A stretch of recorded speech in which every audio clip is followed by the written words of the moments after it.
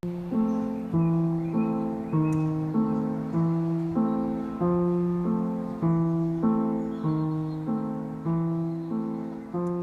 va faire 8 ans et demi que j'ai arrêté l'alcool.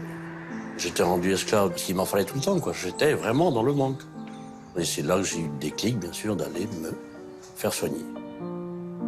En rentrant dans l'association, justement, ça a été du soutien et de la force aussi de pouvoir dire non aux produits, quoi. Alors le thème choisi ce soir, c'est les étapes avant l'abstinence totale. Bah, quand je me rends en réunion, c'est dans le but de rester dans l'abstinence et d'être toujours protégé, quoi. Hein. Parce qu'on se guérit jamais de cette maladie-là. Il faut combattre et lutter. Hein. Alors je vais commencer à dire que la première étape pour moi, je pense que pour vous aussi, c'est déjà quand on se rend compte qu'on a un grand problème d'alcool, qu'on ne gère plus notre vie, c'est l'alcool qui gère notre vie. Enfin, pour moi, ça va être ça, je ne sais pas comment c'est pour vous. Oui. Moi, je suis passé par là, j'ai été malade alcoolique. À nos réunions, on a un noyau d'anciens malades, comme moi, qui ont envie de rester abstinents et qui ont envie aussi de faire partager leur parcours. Alors moi, je sais que personnellement, ce qui m'a mis au pied du mur, c'était mon patron, qui est venu me voir à la maison alors que j'étais alcoolisé, en disant où tu te soignes, où je te vire, quoi. Et ça a été le déclic.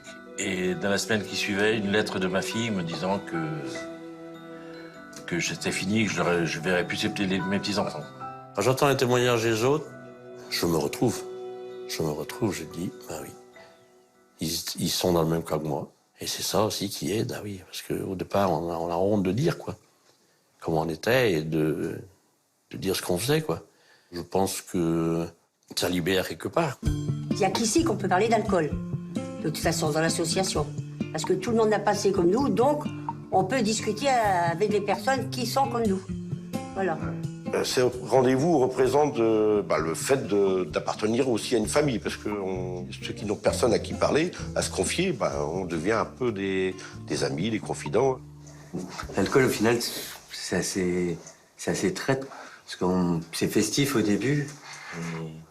Et mauvaise habitude, quoi. Le soir, moi, j'ai commencé, je buvais 1-2 bières, et petit à petit, j'ai augmenté les doses, quoi. À la fin, je buvais un pack.